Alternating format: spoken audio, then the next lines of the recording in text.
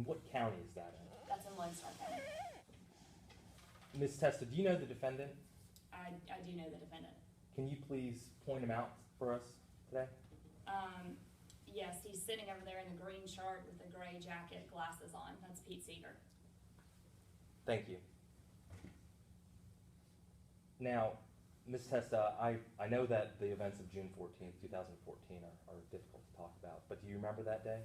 I do remember that day. Can you please tell us what happened on that day? Yeah, I was in the trailer, unit number 24 at the French Quarter Trailer Park. That's the trailer that Pete and I lived in together. We were boyfriend and girlfriend.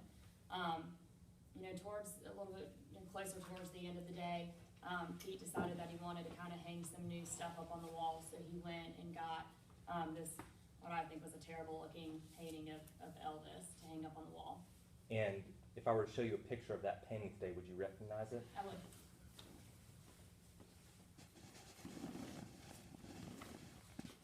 Approaching opposing counsel with what has been pre-marked as Exhibit 6 for identification purposes.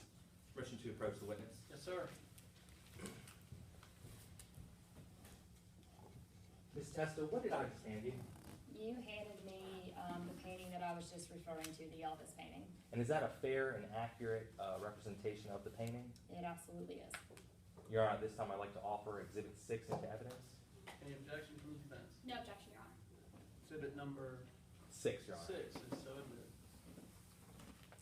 Now, Ms. Testa, you stated that you were hanging this picture. How did that go? Well, it's a pretty big photo, or pretty big painting. It's about, 3 to 5 feet, across and about 2 feet up. I'm not that big of a person, so as I was trying to hold it for Pete, so he could find a way to hang it, I dropped it. And how did he react to you dropping it? He completely freaked out, started screaming and yelling at me, and swinging the hammer at me that he had in his hands. Did he ever hit you with the hammer? He did. And would you recognize that hammer if I were to show it to you today? I'll never forget it. Your Honor, this time I'm showing opposing counsel what has been pre-marked as Exhibit 4 for identification purposes. Permission to approach the witness. Yes, sir.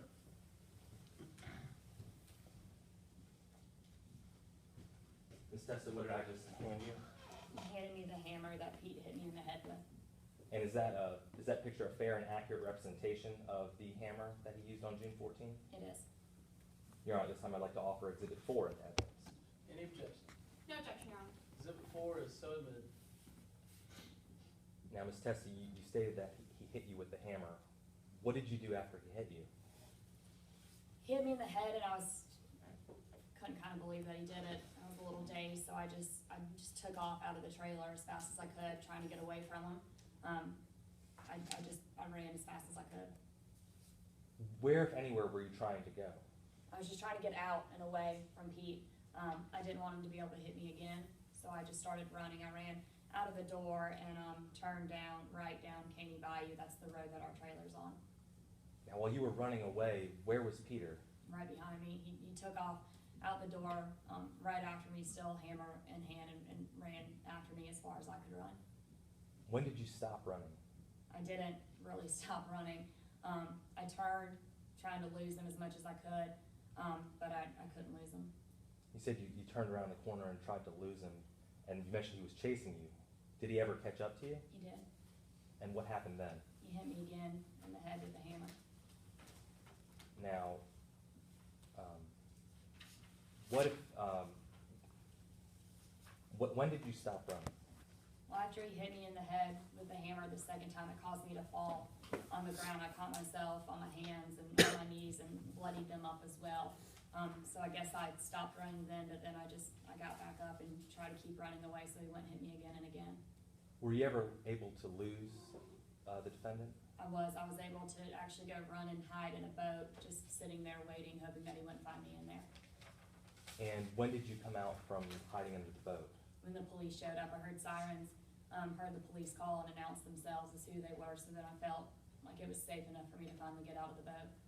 And when you got out of the boat, who did you speak with? The police officers. Was there anybody else? No, there's an ambulance there, and they ended up taking me to the hospital. And when you went to the hospital, who did you see at the hospital? Dr. Derek Shepard was the main doctor that I saw in the emergency room. talked to some nurses and stuff too. And why were you taken to the hospital?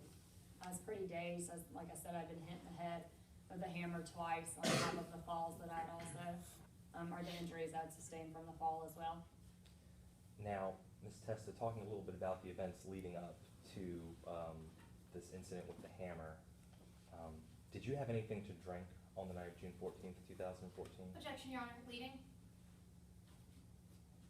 Rephrase the question. Thank you. Yes, Your Honor. Before the events of June 14th, 2014, what, if anything, did you have to drink? It was kind of standard for me to, I really like Red Bull. So I'd have Red Bull and then a splash or two of vodka in it. And are you prescribed any medications? I am. And what medications are you prescribed? I'm prescribed Xanax. I take it as needed. And you say you take it as needed. Did you need to take it on the night of June 14th, 2014? No, I hadn't taken any that day. I think the day before I had, but not that day. Yes. Now, Ms. Testa, before you mentioned that you were as you were running through the trailer park, you were screaming. Why were you screaming? I was screaming for help, hoping that maybe someone would call the cops, maybe someone would come out and try to stop Pete from hitting me in the head. I wanted to try to get away and cause as much or draw as much attention as I could to what was happening. Thank you. No further questions. Cross-examination. Yes, Your Honor. May it please the court. Yes, ma'am. Ms. Testa, you lived with the defendant, Peter Seeger, for a few months last year, correct? I did. And the two of you lived together in his home, right? His trailer, yes. And that's where you were living on the night of June 14th, 2014. Yes, And this is the place where he hit you, right? correct. Ms. Testa, let's talk a little more about what exactly happened on the night of June 14th, 2014. You were getting ready for work, right? Correct. And you testified earlier that you had been drinking, correct? Yes, my Red Bull with a splash of vodka in it, yes. Ms. Testa, it was more than just a splash or two of vodka, wasn't it? No, ma'am, it wasn't. You were intoxicated on that night, weren't you, Ms. Testa? I wouldn't say I was intoxicated. I had been drinking, if that's what you're asking. But like I said, Red Bull with a couple splashes of vodka in it, that's it. Ms. Testa, you'd also taken Xanax. You were mixing Xanax and vodka that night, correct? No, ma'am, I wasn't. I'd taken Xanax, like I said earlier, I believe the day before. I take it as needed, and nothing was really going on big that day until, Pete hit me with the hammer, so I didn't feel like I needed it. Ms. Testa, you would agree you were a little intoxicated on the night in question, correct? I would agree that I'd been drinking. Well, Ms. Testa, let's move on and continue going through the events of that night. You were getting ready for work, and Peter was trying to hang a painting, right? Yeah, Velvet Elvis, yes. And you didn't really love the painting, did you, Ms. Testa? I mean, no, have you seen it? It's not really my design aesthetic, I guess you could say. So no, I did not love it, but I know that he did. And Ms. Testa, that painting right there, you say you tried to help the defendant hang it, correct? I did. He asked me to hold it while he was trying to mark where it could be hung. And you accidentally dropped it, right, Ms. Testa? Absolutely. And this is when he hit you, right? First he freaked out, and then swung the hammer in his hand and hit me in the head one time. Ms. Testa, you allege that he hit you twice in the head with a hammer after you dropped that painting, didn't you? Altogether, it was twice, yes, ma'am. So it's your testimony right now that he hit you once inside the trailer and then once outside of the trailer? Yes, ma'am. One moment.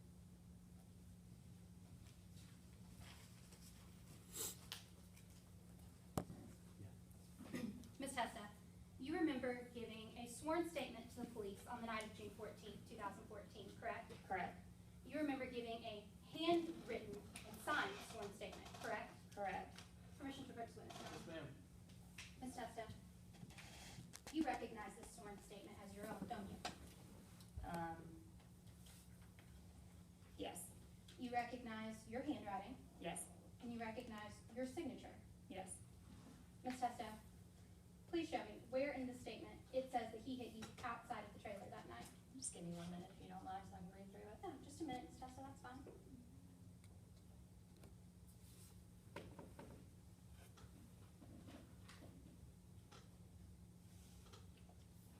It says he hit me 2 times. I don't specify where they were, but I did say 2 times, like I said earlier. No, Ms. Testa,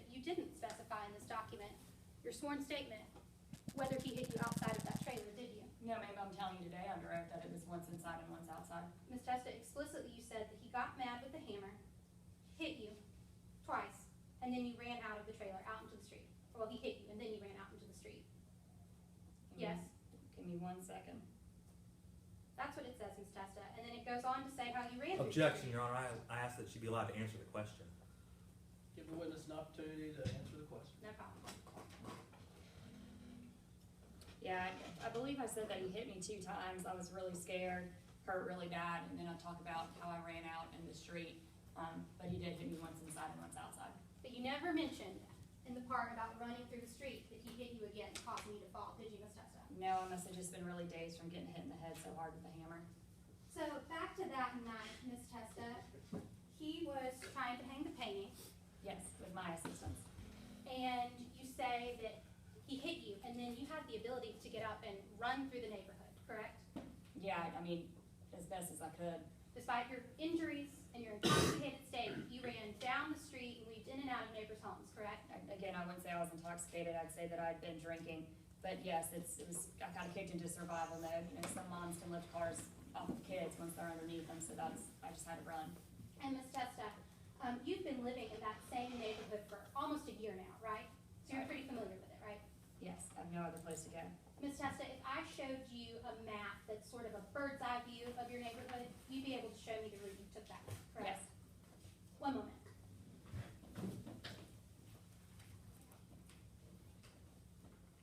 Showing opposing counsel what is previously remarked as Exhibit 2. Permission to approach the witness, Your Honor. Yes, ma'am. Ms. Testa, I'm now handing you what is previously remarked as Exhibit 2 for identification. Do you recognize what's depicted in this document? I do. And what is it, Ms. Testa? It's kind of a bird's eye view of the French Quarter Trailer Park. And is this a fair and accurate depiction of the neighborhood as it was on the night of June 14th, 2014? I believe so. Your Honor, defense offers Exhibit 2 into evidence at this time. Any objection from the state? No objection, Your Honor. Exhibit 2 is so admitted. We also have a demonstrative that we would like to publish to the jury at this time as Exhibit 2A. Any objection? No objection, Your Honor. I just ask that I be allowed to reposition myself so that I can view the demonstrative as well. Absolutely, go ahead. Thank you, Your Honor.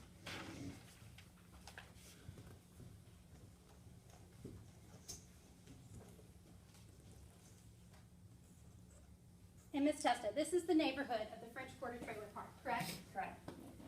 And on the night in question, you fled your home on Caney Bayou, right here, out into the street, correct? Correct.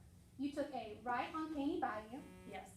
and ran down Caney Bayou until you got to Royal Drive. Yes, ma'am. And then that's when you took a right and another sharp right, correct? Yes, ma'am. And then you began weaving in and out of the neighbors' homes, correct? Yes, ma'am. So, Ms. Testa, that night, as you ran down Caney Bayou, you passed this home, correct? I did. And this home, I did. this home. I did. Ms. Testa, on this street alone, you passed about 10 homes, didn't you? About, yes, ma'am. And when you got to Royal Drive, and right after you took that sharp right, you passed about 4 more homes, correct? Correct. Then you ran in and out of neighbors' homes, passing the same 5 and an additional 5 homes, correct? Correct. Ms. Testa, as you ran through this neighborhood that night, not once did you stop for help. No, ma'am, I couldn't. I was scared Pete was going to catch up with me and hit me again if I did. So your answer, Ms. Testa, is that you never stopped for help. No, I screamed for help.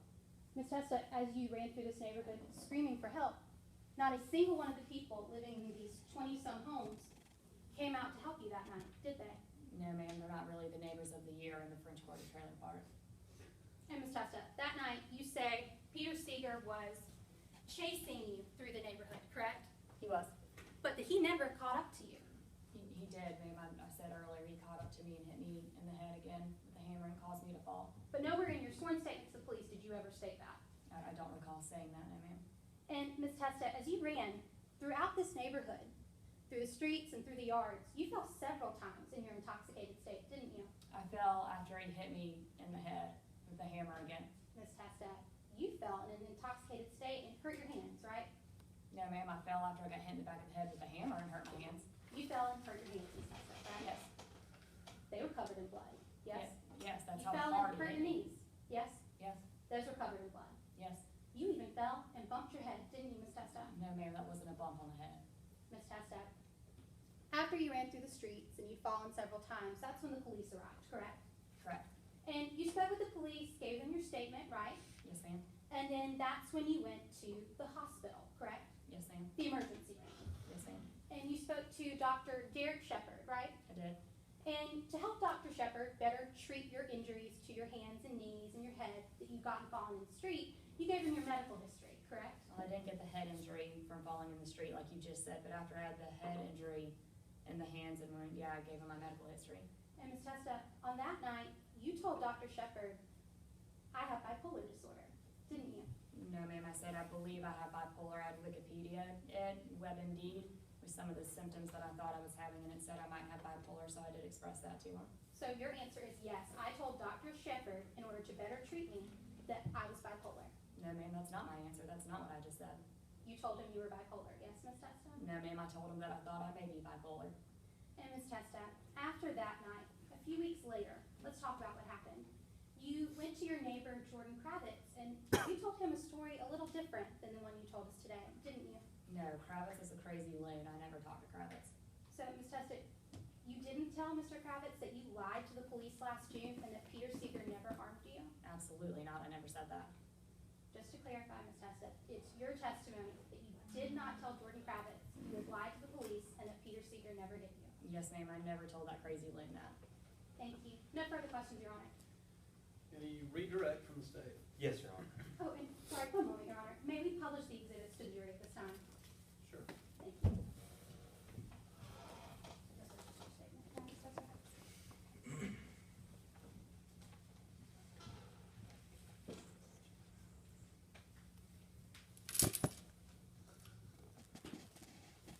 This is just your statement. Ms. Testa, in your statement, how many times did you say you were hit with a hammer? Twice. And where did you say those strikes took place in your statement?